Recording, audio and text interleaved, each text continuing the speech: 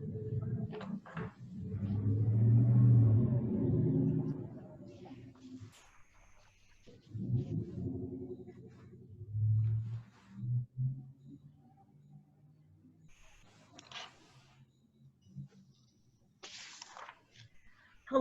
and welcome.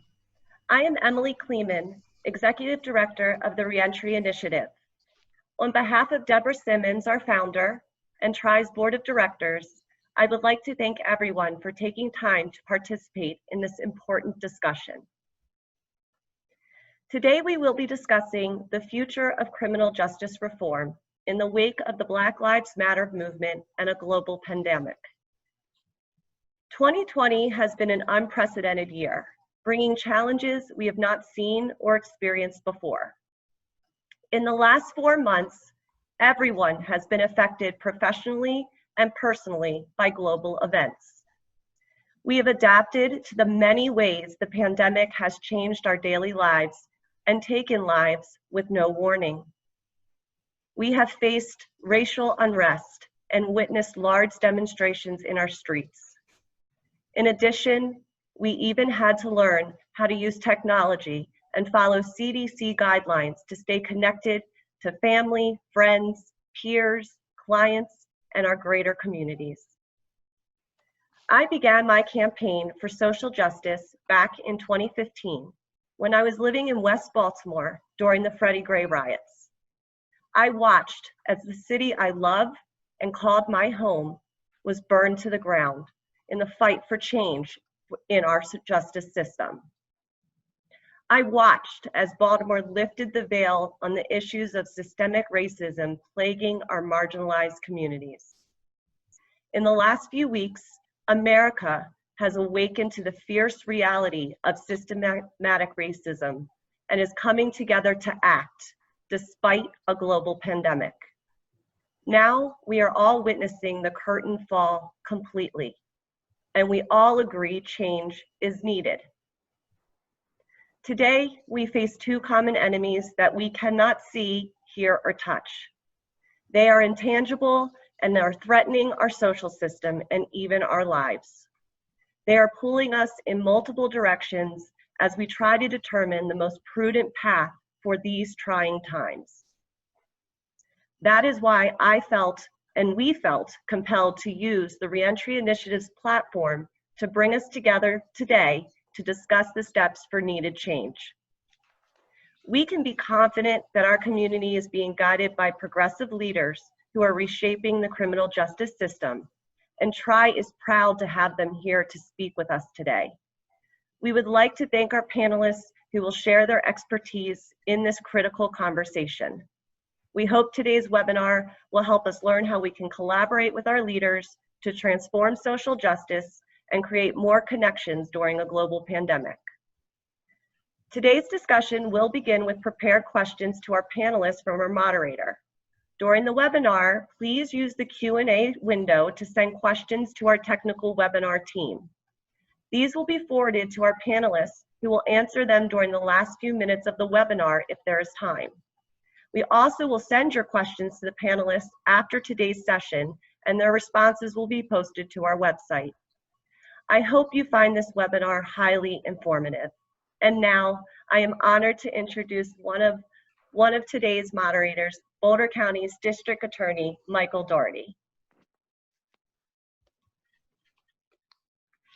Good afternoon, and thank you for joining us today. And I really greatly appreciate TRI bringing us together for this important discussion. This discussion and our efforts to further improve the criminal justice system are more important now than ever. And I really am privileged to moderate for such a distinguished panel, and I'm going to be introducing them in just a moment. And I think Emily captured in incredibly powerful fashion why this is such a critical and challenging time for our country and here in Boulder County, and why it's so important for us to emphasize and double down on our efforts to improve the criminal justice system and build greater trust with our community members. After COVID-19 hit Colorado, we moved very quickly, and I'm very grateful to the DA staff who went into overdrive to reduce the jail population by over 50%. We've expanded our restorative justice and diversion program by 350% while maintaining a 92% success rate. with people completing the program and having those cases dismissed. So they don't carry with them the collateral consequences that make it so difficult to obtain education, employment, and housing. Also, we started the first and only pre-charging mental health diversion program here in the state of Colorado. And I was honored to join in the support and testimony at the legislature for Senate Bill 217, which we'll be hearing about from our panelists today. But I really want to stress the reason we've been able to do as much as we have, and the reason why I'm so hopeful for the future, while acknowledging we have a lot of work to do, is because people like those on our panel and the partnerships and relationships we have with law enforcement here in Boulder County and the outstanding men and women in law enforcement, the NAACP, the Criminal Justice Reform Coalition, and the Department of Corrections, and other partners who recognize the need for us to continue to improve the criminal justice system so we could do a better job enhancing public safety and building trust with the community. So as Emily mentioned, we have an outstanding panel, and I'm going to introduce them. I do want to let you know that the questions I'll be asking as your moderator today have been put together by the Reentry Initiative. We're on a tight timeline, as the panelists know, and we're going to be giving out the contact information for all the panelists and for the district attorney's office at the end. So if there are other questions you have, you should follow up with us. But I also encourage you to tune in, because we'll have town halls coming up in the near future. And at the end of this presentation, Tri and I will be sharing information about those town halls. But why don't we get started by introducing our panelists. Dean Williams is the Executive Director for the Colorado Department of Corrections. I'm going to ask Dean to tell you a little bit about himself and what brings him here today. But I will just tell you, Colorado is truly fortunate to have Dean Williams now running the Department of Corrections. He has brought a tremendous amount of passion and energy and a commitment to criminal justice reform to that post. And the mission of TRI is so critically important, but also the work of the Department of Corrections is so important to ensuring that people can make a successful return to our communities. Dean? Thanks, Michael, and thanks to TRI for having me. I was an unlikely leader in the corrections system back in my old state, Alaska. I led that system for 3 years. I took over, most of my career was in juvenile justice, juvenile corrections, and I worked in the DA's office a bit. Michael, I don't know if you knew that. But I was an unlikely corrections leader. I took over a system in Alaska that had troubles, had very disturbing deaths, to be quite frank. And so that journey of leading that system really led me to you here in Colorado, and I'm grateful to be here. Just know that when I took over the system in Alaska, and the reason why I'm here today and why I'm glad to be working for Governor Polis is that I said this system can be different. And we know it can be different because of the experience of other countries and other places in the world who have done it differently and who have gotten better results than we have. And so I'm going to talk a bit about that around normalization, why that actually you should matter about that, about even a reentry group, should matter about what's happening behind the walls, because what we've done behind the walls in this country has not helped us. And so glad to be with you. And as we talk about it, I know we're not going to get through everything today, but we're happy to engage with all of you in the near future as well. Thank you, Dean, and thank you for being here. I'm honored to introduce Annette James. Annette is the president of the Boulder County branch for the NAACP. My office has been working closely with the NAACP, and I really appreciate what Annette is doing along with her colleagues for our community and the energy and programs that they've brought to Boulder County. We have a lot of work to do with someone like Annette in charge of the NAACP. I really am optimistic and hopeful for the future for Boulder County and beyond. Annette, good afternoon, and thank you for being here. Thank you, DA Doherty. So as the DA said, I am the president of the local branch of the NAACP. And I think that anytime you have this type of discussion, the NAACP should be at the table because we have a long history of working with these issues, and particularly looking at all the barriers to reentry, incarceration, and law enforcement. And I'll be talking a little bit today about some of the areas that the NAACP is working on as trying to move us forward. Thank you, Annette. And I think we're having some technical difficulties with Justin Cooper. Justin, can you hear me? All right, so I'm going to ask the folks that try to coordinate with Justin. He's having trouble hearing us on his end. So let me introduce Chief Doreen Jokerst. Chief Jokerst is the chief of the CU Police Department. Good afternoon, Chief, and thank you for being here. Thank you. The chief, or if I may call you Doreen in this panel discussion, came to Boulder fairly recently with a tremendous amount of energy and commitment to improving the CU Police Department And she's going to talk today about the improvements that she put in place soon after arriving. But I will just tell you, she's been a champion for law enforcement, connecting with the community and doing everything she can to improve the justice system. And I'm honored to work with her and excited to hear from her today. Perfect. Thank you so much for that warm welcoming, and thanks for inviting me to participate on this amazing panel. So I've been with CU Police Department for just under 2 years. Most of my background is in municipal policing, so I've been in policing for a little over 22 years, and I really wanted to get into policing because I wanted to make a difference, do something bigger than myself, and leave this place better than I found it. And so 22 years later, it brought me to the University of Colorado Boulder Police Department that I think is an amazing fit. I think I'm a forever learner and love to just be educated and bring forth positive change for our police department, for our community in a collaborative way. And so I'm going to be talking a little bit about the inclusion and diversity that we're bringing to the department, the work we're doing with our community, and all the great things, and the path ahead to even accomplish more things for law enforcement and for our community in the future. Thank you very much, Chief. And do we have Justin Cooper available? Justin, can you hear me okay?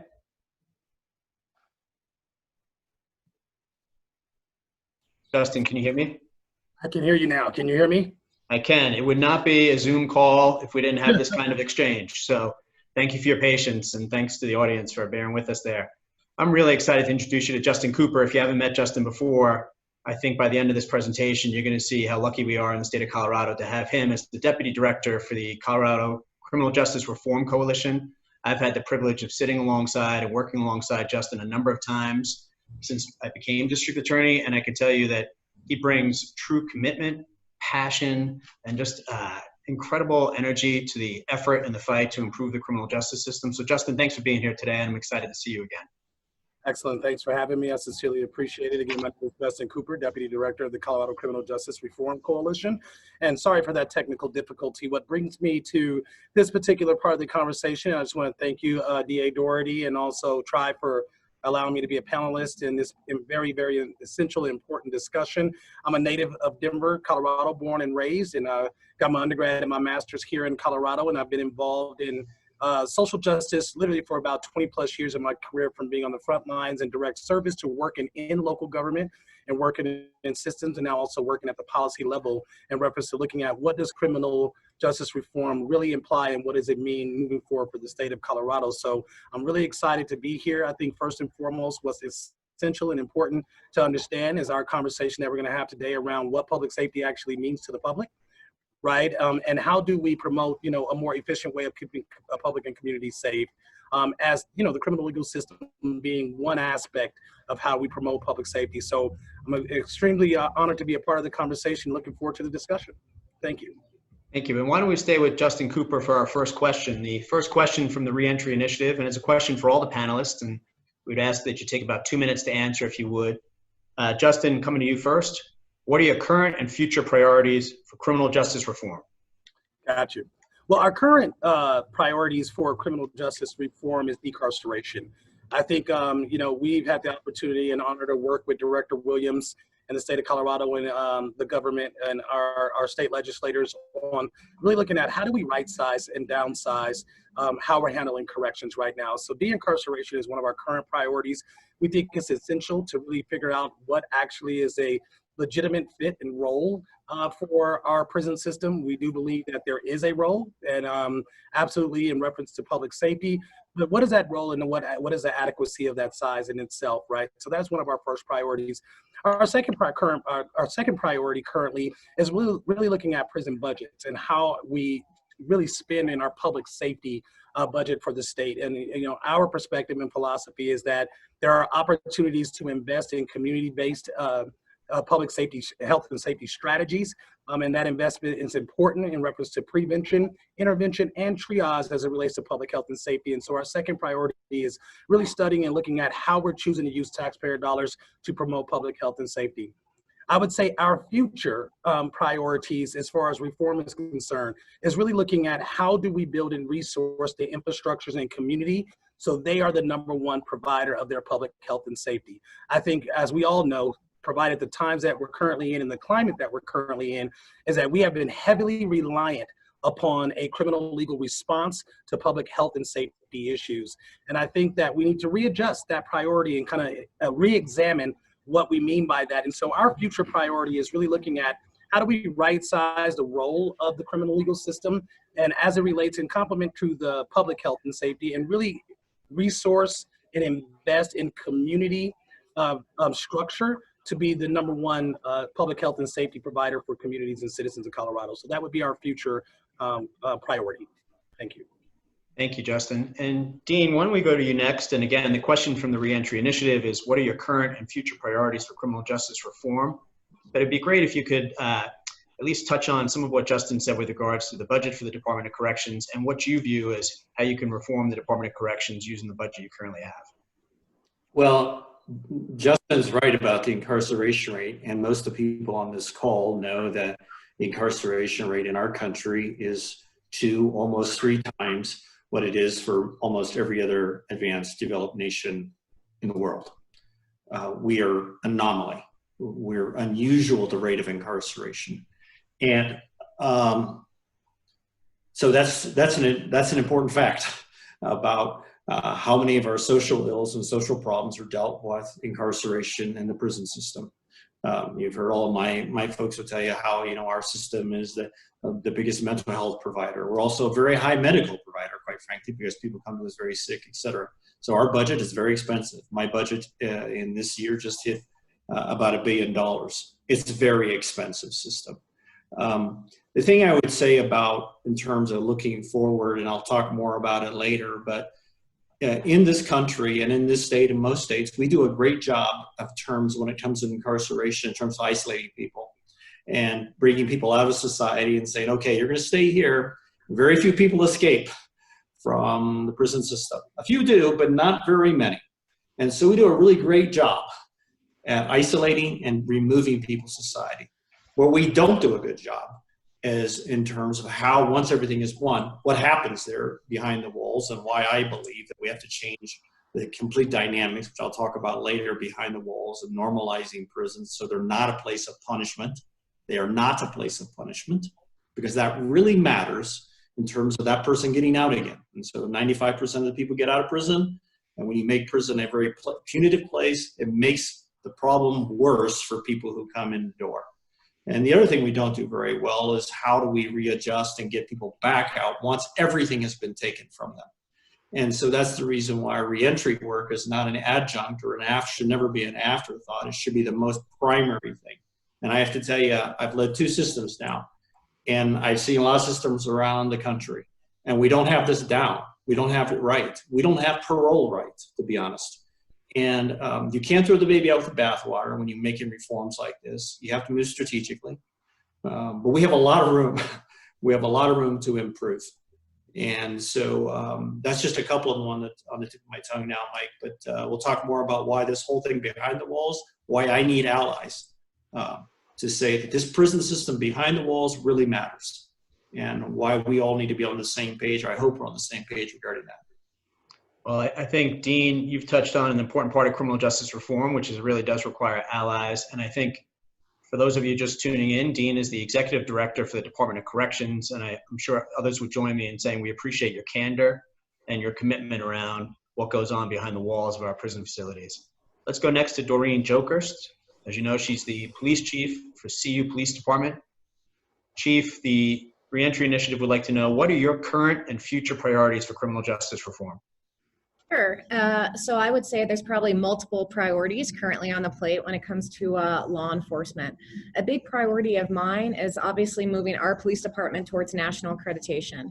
So for police departments, national accreditation is something that you can opt into. It's not a mandate, but it sets the best of the best standards nationally for any police department. And I tell my staff all the time, nobody goes home and strives to be a mediocre mom or dad or brother or sister. They strive to be the best. They strive to self-improve. And I don't want to run a mediocre police department, and I don't want someone to work for a mediocre chief. And so I think if there is a best of the best and something that can be achieved, then we should strive for it.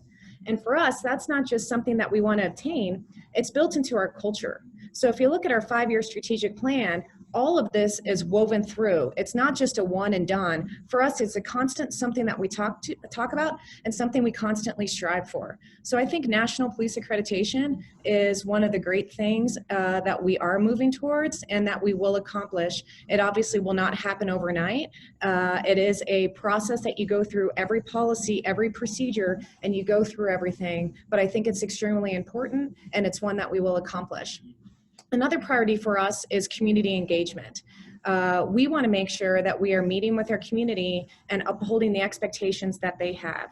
If we do not work collaboratively together, we may see, and I may see, different priorities and focus in one direction, and they may see it in another direction. And so for us, it's almost a co-production, coming together as one, that we can make sure that we're on the same page and that we can understand each other. It's not an us versus them in our police department, it's a we. We definitely work collaboratively with our community. I like to hear exactly what they have to say from our students, faculty, and staff, and the surrounding Boulder community as a whole, because we want to make sure that as peace officers, which we are, we want to make sure that they feel safe and secure in what they're doing and that we're working together as a community. So some of the priorities on my plate are national accreditation, community engagement, and for us, again, that is throughout our entire culture. It's in our mission statement with transparency, and I'll be talking a little bit later on as we talk about how we're leveraging certain technology in the police department field to make sure that we're running a transparent and procedural just police department.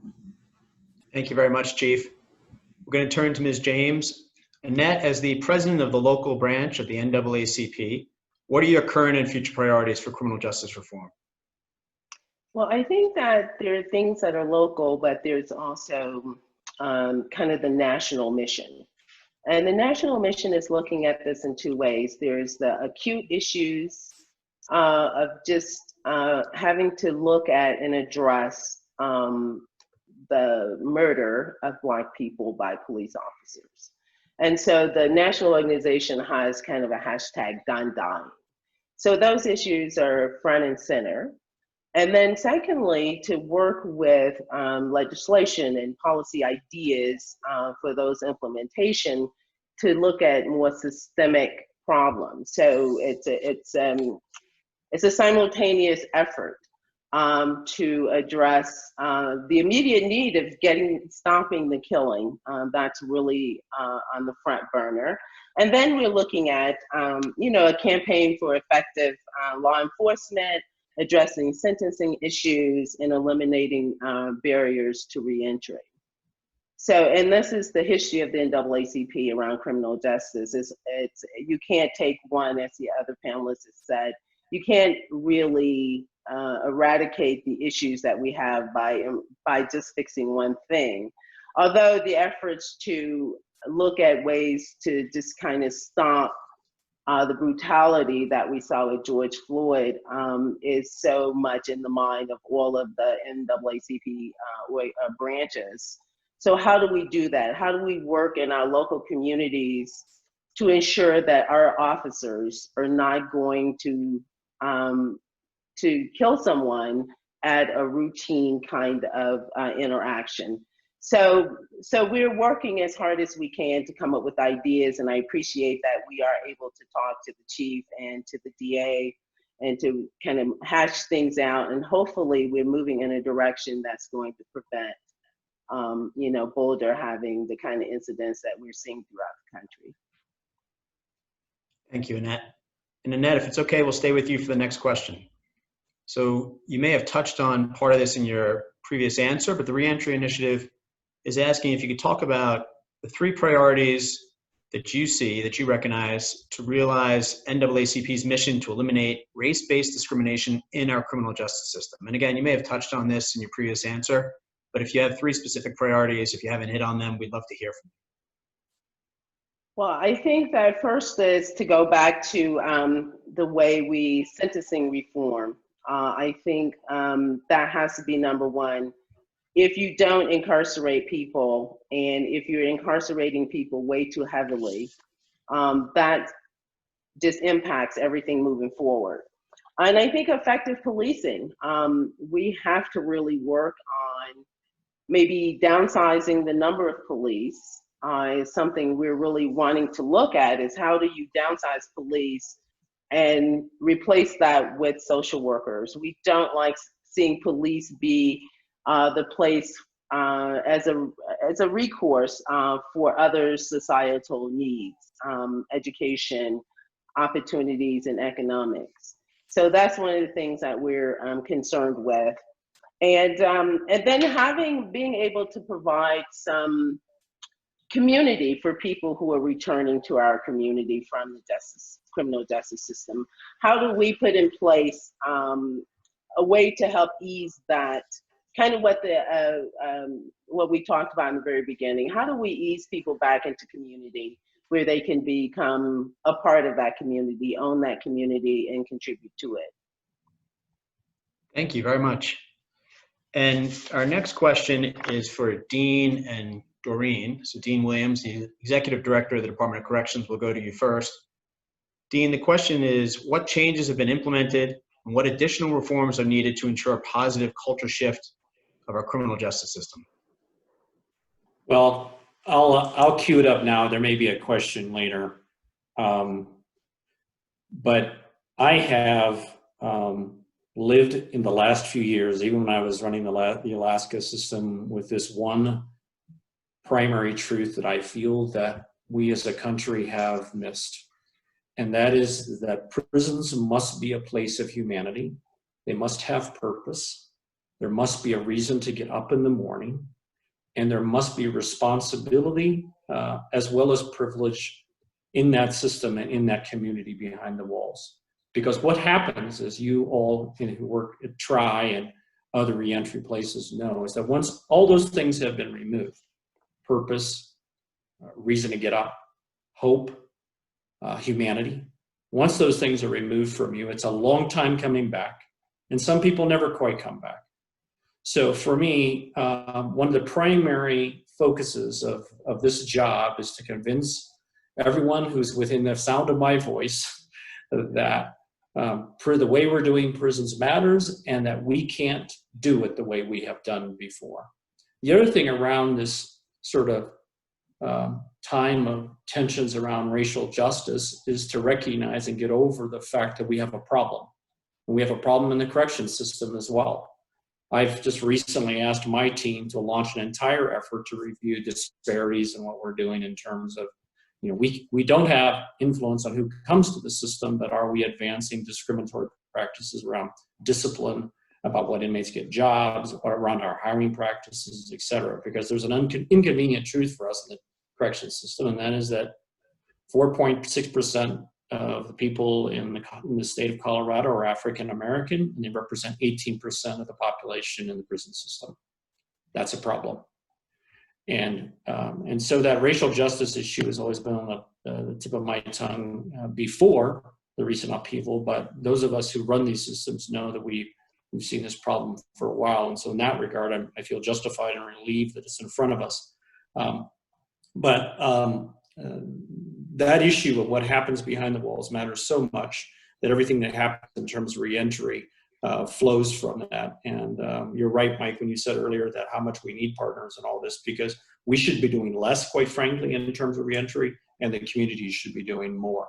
And the money that is spent in my budget, I am not an empire builder, just complete the opposite. I want more people in the community picking up the reentry role, because quite frankly, correctional systems don't do it very well. And we need partners in the community to advance that work. I appreciate that answer, Dean. And I'm actually going to follow up with a quick question. We are getting a lot of questions here for our panelists, so I will just briefly say our panelists' contact information will be available at the end. So that was one of the questions. So yes, that'll be available, and all the panelists and I encourage you to reach out if you have questions. There's a couple questions for me here, and although I'm a trial attorney and elected official, I'm going to resist the urge to just jump in and participate in the panel and encourage you to attend a DA town hall we have next week or reach out to me directly. But Dean, let's go to you with this question from Claire Levy. Do you think restorative justice can play a larger role in the adult correction system? And if so, how would you implement that? Well, it absolutely can, and it absolutely should, but part of restoring, repairing the harm is not doing more harm to the people who come into our systems. I am a strong believer of outside people coming into prisons, by the way. And one of the things that when I talk about normalizations of prisons, one of the premises of normalizations of prisons, by the way, that's this whole concept of normalizing prisons is not my idea. I've just ripped it off from the Scandinavian countries and Germany and some of the other countries, European countries, who have just done this better and who get better results. And their recidivism rate is not 50%, which is what Colorado is. It's 20%, 25%. And one of their precepts is not only normalizing the environment, but having people from the outside in. And so some of the things that I'm most proud about of the changes I've made in a year and a half are around that of opening the doors, of not, of now having volunteers and others not be a burden, seen as a burden by the system, but as a gift, as a blessing to us. That is a culture change. I am not telling you about that is a small shift. That is a huge shift. Because in most systems, these are closed systems, and they don't like people messing around in their business. And I'm being sort of flip a little bit, but the reality is that we have to break down not only the isolations of prisons that happen, but we need people behind the walls. I need reentry people visiting prisons and working inside the prisons. I've been working on that. COVID has high-centered us a bit, but we were on the verge right before COVID hit of announcing that I wear a badge when I walk through the prison system. Most people know me as the director, but they recognize me as a person who belongs there. I want that for everyone who's been vetted volunteer. Not that you pick up a green badge and you give it when you leave, but no, you're part of our system. I just passed a policy right before COVID hit that now if you're a vetted person and we know who you are, you take home the badge the same way we do, and you're part of who we are, not different. And that small culture shift is a huge ground movement in terms of my wardens, in terms of my reentry people and my folks who work behind the walls, to say, no, that person is not a visitor anymore. They're here. And they can come in and out of the door during any normal day hours the same way any of us would. And so once COVID is over, if you work with people coming out of our systems, I want you behind the walls, you get a badge, and you come in. And that's a very primary shift for our system. It's not one that has come natural to the history of our correctional systems. Thank you, Dean. And Doreen, we're going to follow up with the first question I asked Dean just then. The Reentry Initiative wanted you to talk about what changes have been implemented and what additional reforms are needed to ensure a positive culture shift of our criminal justice system. And as part of that, I would add on, there's a question from Alan Halpern from the community. And Alan's wondering as to how many of the calls that your folks respond to are actually criminal in nature. And I'm reminded of a ride-along I did with one of your officers on a Saturday night just a couple months ago, and it was an extremely busy night, although the officer described it as very quiet. And a lot of the calls were for mental health issues or individuals who were heavily intoxicated and needed, some of them needed hospitalization. So to Alan's question, what are the things you're dealing with on campus? And what changes have been implemented? What reforms are needed to ensure a positive culture shift overall? Sure. So great question. So thank you for the person that asked that. Some of the things we're dealing with on campus, ironically, is different when COVID started than when it didn't happen. And so when COVID happened, I almost described the campus as like a neighborhood watch program. There's so many people on campus, so everyone's kind of visible and kind of watching what's going on. When the campus kind of closed during COVID and everybody left, different calls for service actually increased. We're seeing more break-ins to the buildings, so I'd say burglaries. We're seeing more thefts on campus, and we're seeing more of our buildings really just being broken into and being trespassed. And so the calls for service, ironically, kind of changed when there was less people on campus than when there's more people on campus. When it's a normal, I would say, semester day and everything, some of our highest calls for service are obviously thefts. Bike theft for us is a really big thing, and it's not just stealing of bikes. There's more when it comes to what that ring of bike thefts really looks like and the criminal activity associated with that. We do have a lot of MIP, alcohol and drug related events on campus, where I'd like to say we work really great with our court system up here in Boulder and really provide education. Education for us is one of the things that we really strive and we do differently here at our police department, is we'd like to educate people when, that's a possibility that can occur. So I would just say that our crimes for service have changed pre-COVID and after COVID. So it was interesting. So thank you for that question.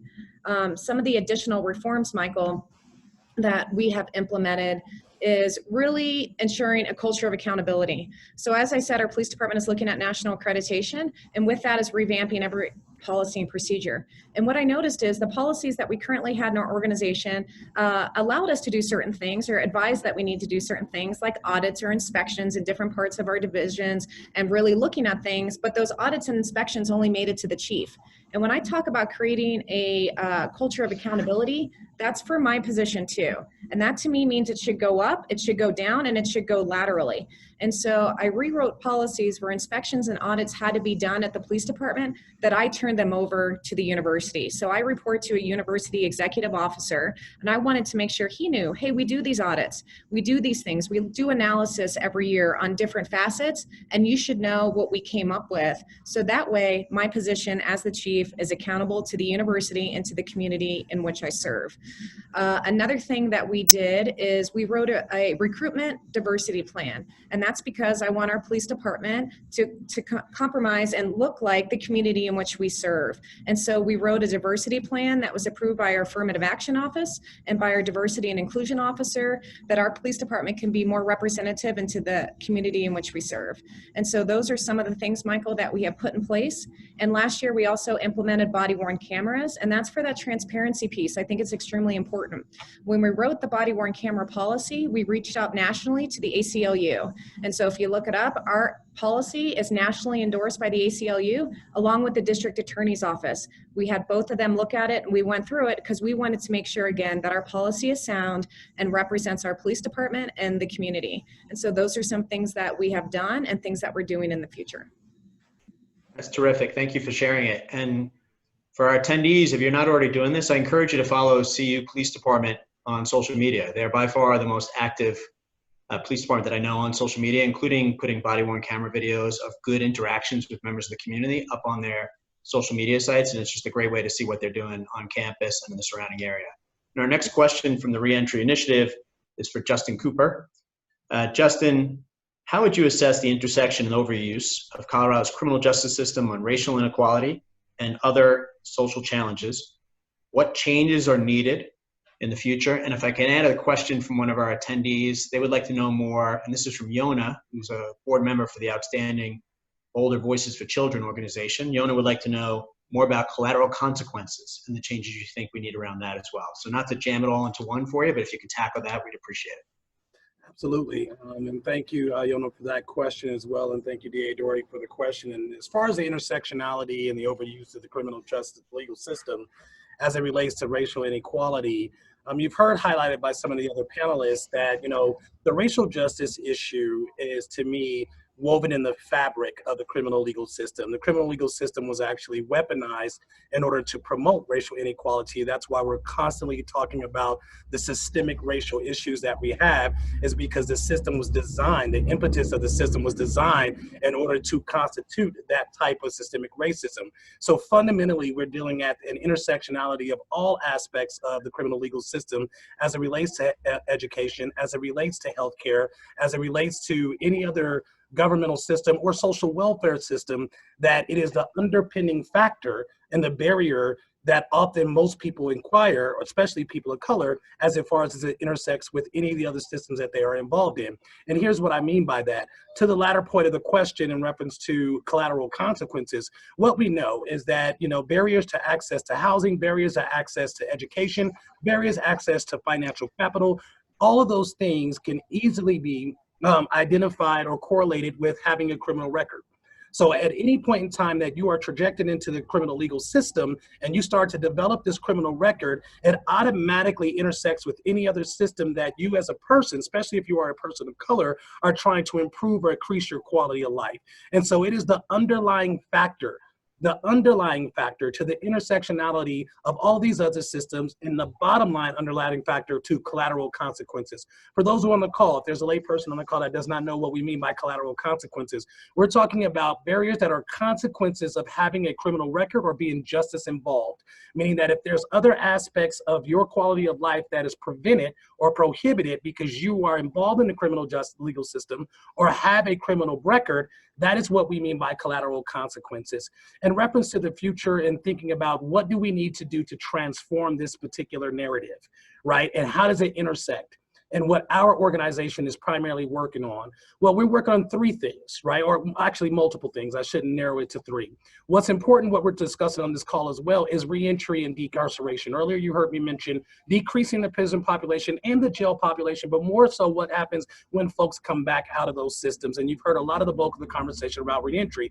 Well, I can assure you in the state of Colorado that our organization has worked diligently in tandem, in conjunction with the Department of Corrections in 2014, passing the first historical piece of legislation called House Bill 1355, creating community-based reentry services for folks coming out of prison. Currently, year to date, there's over 24 community-based reentry service organizations in every corner of our state. More importantly, 60% of those organizations are ran by formerly incarcerated people and directly impacted people. Our state legislator and leadership has actually reappropriated funds over the last couple of years, increasing the amount of investment into community-based reentry services because of the significance of the outcomes and the decreasing in recidivism. I want to highlight it as vitally important. When folks hear that we have a 50% recidivism rate, please know that that is nuance. It's not based upon new crime at all. It's based upon what is called technical violations of supervision. State supervision. So it's important that we highlight that nuance. The second thing I want to highlight in reference to reform and the intersectionality as far as racial justice is concerned is we're looking at the intersectionality of the role and responsibility and power of district attorneys in our state. Most folks don't know. Our state has 22 judicial districts. All 22 judicial districts elect their own district attorney. District attorneys are the gateway to mass incarceration, the very issue that we're trying to talk about. And DA Doherty and I have had several conversations and been on panels together, and I appreciate your effort in this work around looking at how do you reform and think about the intersectionality and the role responsibility of district attorneys and how it intersects with voting. So our third intersectionality is looking at the role and responsibility that community has in reference to civic engagement. These are elected officials and appointed officials that run our criminal legal system. And more so than often, most people, especially the myth in Colorado, if you have a criminal record, you cannot vote, is not true. So we look at that intersectionality of engaging people, especially justice-involved people, and getting involved in elections and electing their next district attorney, electing their elected officials, and having a voice in what we want as far as public health and safety. Last but not least, I'll talk about the intersectionality of our criminal legal system and our healthcare system because it's vitally important. CCJRC created a campaign back in 2016 called Take Care, Health Matters. And what that's looking at is the intersectionality of our criminal legal system as it relates to people having access to healthcare. Regardless of people's political ideology, what folks call Obamacare, or in our state, ACA, Affordable Care Act, it was a game changer for folks involved in the justice system because now for the first time, even though they have a constitutional right and access to health care, this particular important piece of legislation in Colorado opting in to be an affordable care state gives access for folks who are justice involved to health care. It's vital. Those disparities and the racial inequity reign true through all of these systems with an underlying factor being the criminal legal system once a person is trajected into that system. I highlight that, DA Doherty, and I'll end on this. I think in threading the needle, it's vitally important that we understand as these social welfare issues or these social justice issues permeate in what we're seeing in the current climate right now with an uptick and increase in women going to prison, lack of resources when people coming out of prison, lack of adequate or robust healthcare system to provide mental health and substance abuse services, right? A lack of jobs, a lack of housing. All of these things are systemic in nature, intersect, and have a disproportionate impact on people of color. This is not a new narrative. This is not unveiling the curtain or the curtain is falling. This has been happening since the inception of this country and primarily in the last 40 years with the failed drug war. So I want to invite the audience to think about a new narrative when we're highlighting these issues and having these discussions. These are the things that we're talking about in our organization and pushing towards reform. And when we're thinking about police accountability and what's happening with police reform, it intersects from police and arrest to charging practices with DA's offices, to sentencing, and to conviction, and to incarceration. These are all intersected. So I invite us to look at this in its totality of the criminal legal system and not lobby and fight to improve a system that does not work, but how do we reconfigure and right-size a system for it to be efficient in its actual what it's needed to be used for. Thank you. Justin, thank you. I really appreciate you sharing that. And I'm struck by everything you just shared with us. And I would emphasize for the attendees that Justin's absolutely right when we talk about too many women going to prison of late. There's been an increase statewide, and we've taken steps through the legislature to address that, but more work to be done. And also too few resources coming out of the prison system. So I would highlight that the Reentry Initiative, which is hosting this discussion, is dedicated to that mission, and I really appreciate what they do to address that. But as Justin highlighted, it's more than just that, and we have a lot of work to do.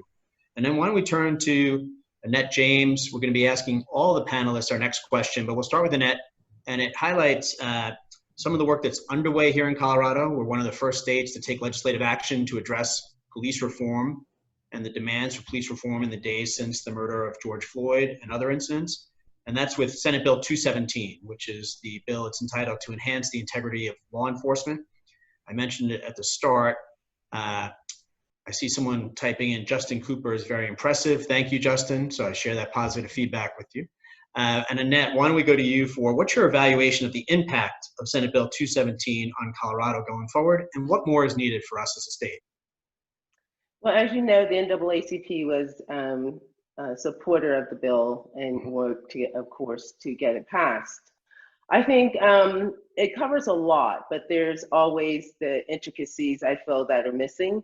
And I think that looking at culture of policing is a really big issue, I think, especially as it relates to its history and how that history continues to carry through and affect people of color, and particularly, the anti-Blackness of it.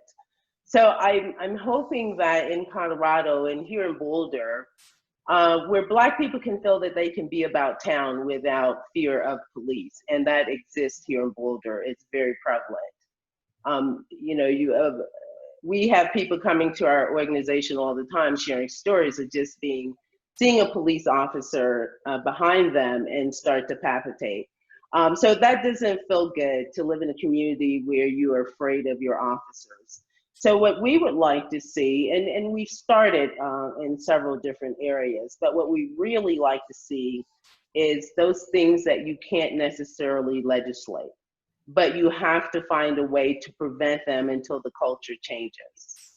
So I think that we need to start having more dialogue around how we interact with each other, the whole community, because the Black population in Boulder is so small that you stand out regardless of how you're interacting. And people have these perceived ideas. They see a Black person, something must be wrong. So we have to normalize being normal in Boulder. And I think, and so the NAACP is trying to look at ways that we can make everyone feel comfortable just by your presence of being here. And that's not a need to call the police. So, I've been in meetings where people will say, I saw a Black person walking down the street, so I called the police. Just because I felt uncomfortable seeing that person. So these are really big systemic issues that we have to work on that I think the bill does not address at a level to make people safe and comfortable. And those are the things that we're working on, including the strategy of increasing diversity among officers, training officers to go out and deal with an issue that doesn't require jail.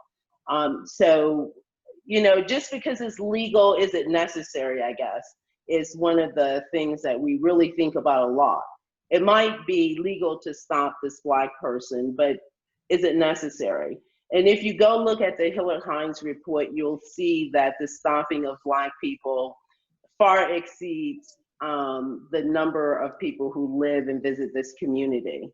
So it tells you that racial profiling and policing is still alive and well, and even in our own community. So we're working on that as a way, looking at those issues to try and show that to police in a way that, how do you mitigate that? How can we help?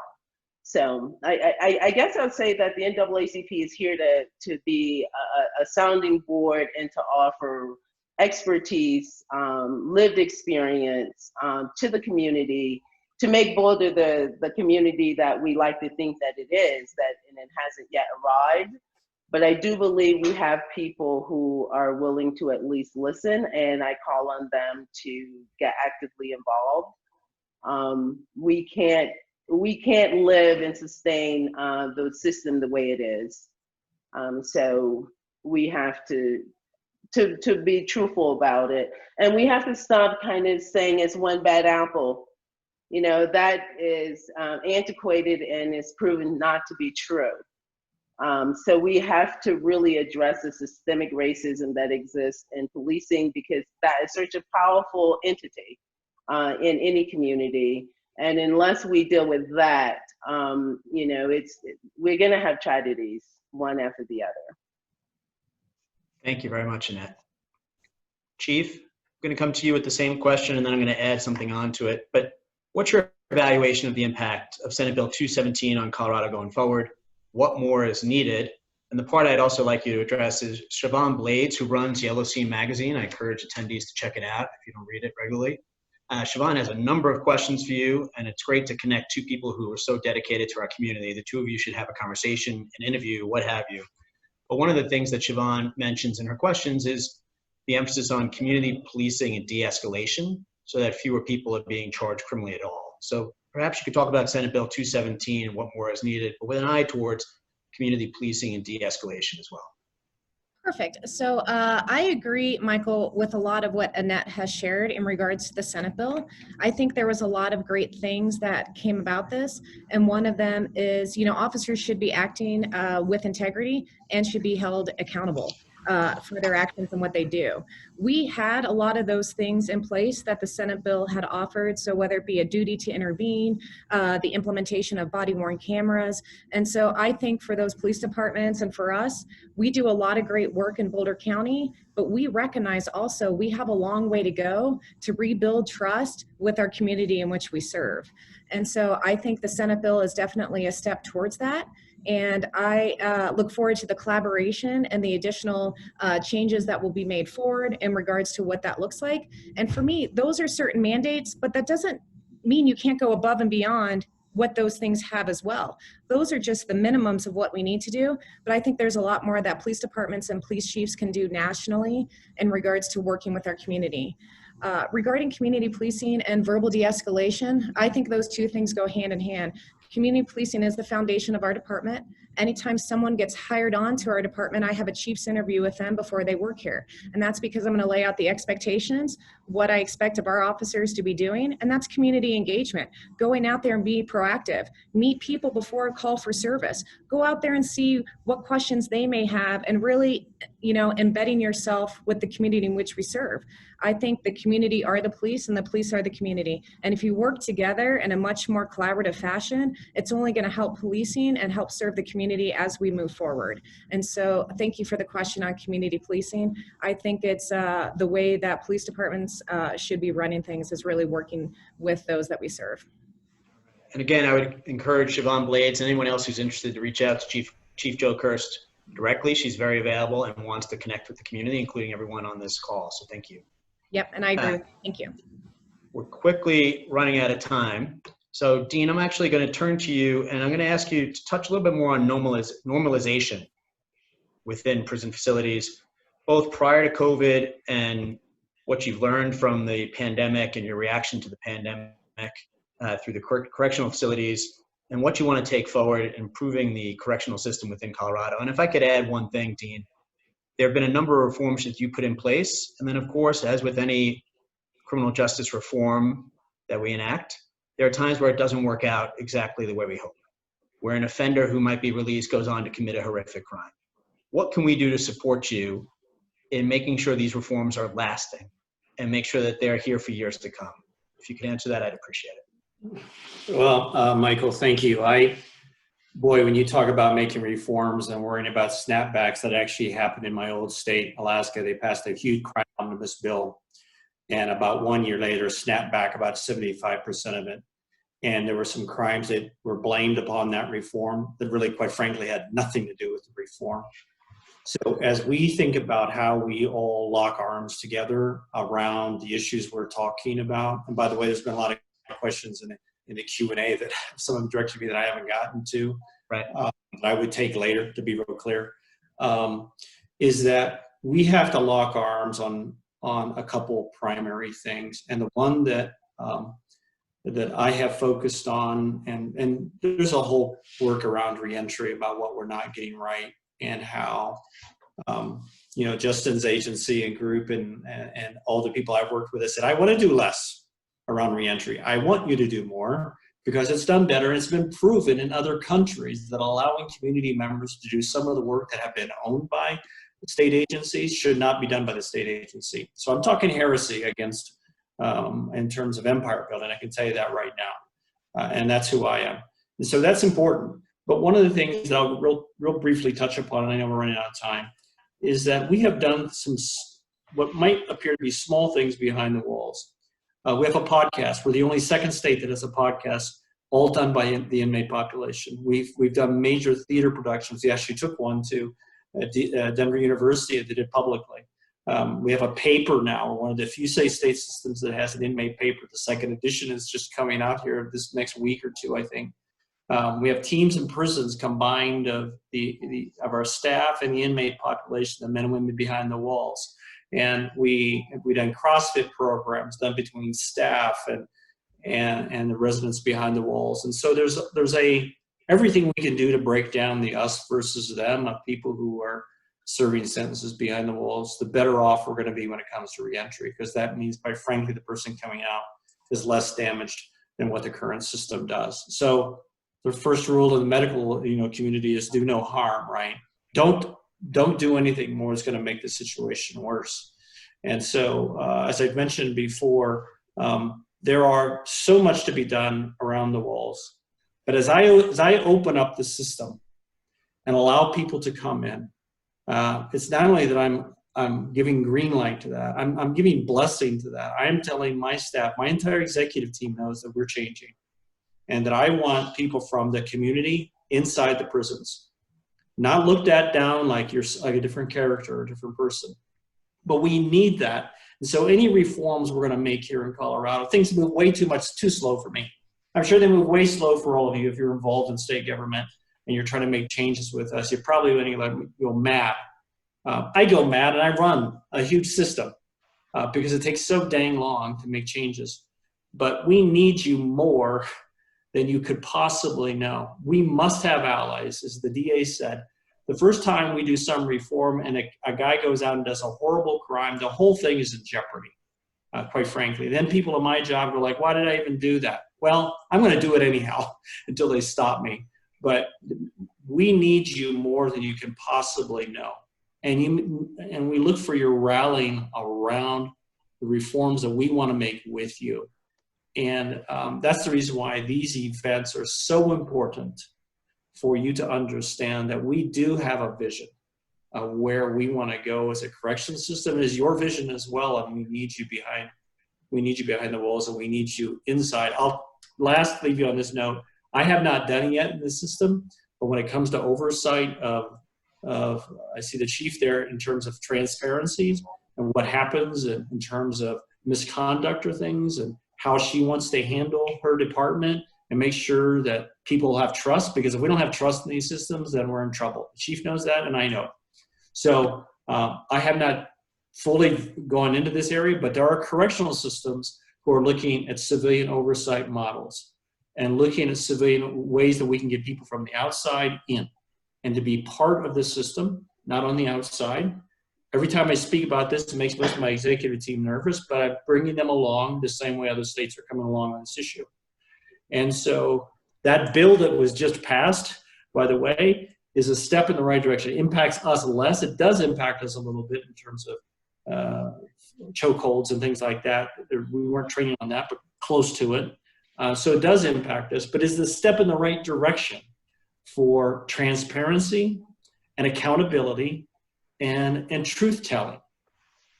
The worst damage that is done in this nation is not only the bad event or bad act that occurs, because these systems are gnarly and they're hard to keep things going right, but there must be commitment to truth-telling around whatever happens, good, bad, or ugly, because without it, we can't move forward. And I know that what has damaged this country so much and damaged correctional systems when they're sort of hiding the ball for what isn't working. So with me, I'm going to tell you, you're going to probably makes a lot of people on my team nervous. But I tell you the truth, or I won't tell you it all. And that has to be a culture change amongst many of these systems that have traditionally been closed. Thank you. And Justin, I was going to turn to you, and I see you do have something to add. I would love, just in this final minute that we have, Justin, if you could touch on what Dean has addressed for DOC, Department of Corrections, but also Senate Bill 217, if anything you want to add in this last minute. Absolutely. I'll start with the latter, with Senate Bill 217. You know, CCJRC, Colorado Criminal Justice Reform Coalition, we supported and endorsed the bill, and I agree and echo many of you on the call that it's definitely a step in the right direction. I do think that in examining its impact, we won't know yet. You know, I think there's some nuance to us thinking about what this would really mean. The fact that Colorado is a home rule state, so any policy fails usually at implementation. You know, we have 64 counties and that all have their individual law enforcement agencies that have to implement this legislation. And they're all, individually have their own authority to do so. So it's just a matter of seeing what our state and these counties and these local LEAs, local law enforcement agencies actually do with the actual bill. The second piece that brings concern too is the $1.5 million fiscal note that was attached to that bill, right? The bill was amended over 64 times. And so I think that also signaled that even though it's a step in the right direction, there's still some hesitancy. There's still some pause in reference to understanding how we reimagine what policing looks like in our state. I'm going to reflect upon one of Director Williams' comments around the purpose of policing. Because although it's a step in the right direction, we have to really have a hard discussion as a state, as multiple counties, of saying, what is the actual purpose of policing? What we're seeing now in our state and across the country as it relates to the George Floyd killing and this uptick and uprise in racial tension around policing is that the current system of policing no longer serves the interest of the public. So we can constantly highlight community engagement of local law enforcement agencies with community. But what's not aligned is the actual values and the interests, and what is protection and service truly mean. We have to keep in mind the historical narrative that we hear all the time around policing. If you ever break down the etymology of the word, por, lease, to the overseer, police officer, that's the crux and the core of what we're dealing with. So we have to reimagine, redefine the purpose of policing, and align it with the actual interest of the public. And that's multiracial. It's not just subjected to African Americans. So we got to be cognizant of that. And when we're talking about policing, the other thing I'll say about policing is it gives me concern around the defunding strategy that we're hearing across the nation and across in our state. I'm not quite sure that the defund strategy is the appropriate strategy, right? I think that we need to think critically about what it means to probably downsize, but I don't think that we're in a position mechanically to ultimately defund policing in our states and in our counties. Last but not least, reflection on Director Williams' points in reference to the community partnership and the engagement with the Department of Correction for folks behind the wall. I am an avid believer in Director Williams' leadership. My organization works in partnership with him, and I appreciate his leadership. And I think it is important that folks on the inside receive adequate treatment, adequate rehabilitation, in reference to reimagining how folks in this inside do their time. And I do believe that Colorado has an opportunity under Dean Williams' leadership to really have that conversation. In reach for reentry is vitally important. What I encourage that, like Director Williams said, there are a lot of community-based groups, organizations, and people who can be adequate service providers in that regard and partnership, but we have to have the honest conversation around the budget. Colorado's budget deficit, multiple social welfare programs got cut. Most people automatically assume that Department of Corrections budget is based upon crime and admissions, and it's not. Like Director Williams said, this budget is predicated on a lot of administrative functionality, but at the end of the day, the fundamental question in reimagining how people do their time is how do we right-size the prison system and what the budget actually is? Because the cost savings from that can actually be reallocated back into community for real reinvestment to really complement and support Director Williams in his vision and the next person beyond that Director Williams in their vision. That's, I think, how we have to have a critical examination and look at that. But I do believe in Director Williams' leadership in the conversation called Reimagining How People Do Time, the in-reach, the partnership with communities, statewide community stakeholders to really work on how do we get this right and get it right now. The sense of urgency, we do not have the opportunity and the luxury of waiting. We don't have the opportunity and luxury of political talking points like Black Lives Matter. Because I encourage us employers that Black Lives Matter is not a movement. Black Lives Matter is a human right. It's a human right. And so we're at a crisis like Annette talked about that we have to address, but I do think that those will be some of the things that in my reflection of Director Williams' comments and as it relates to Senate Bill 217 and policing. Thank you. Justin, thank you. I think that's a great statement to wrap up our conversation with.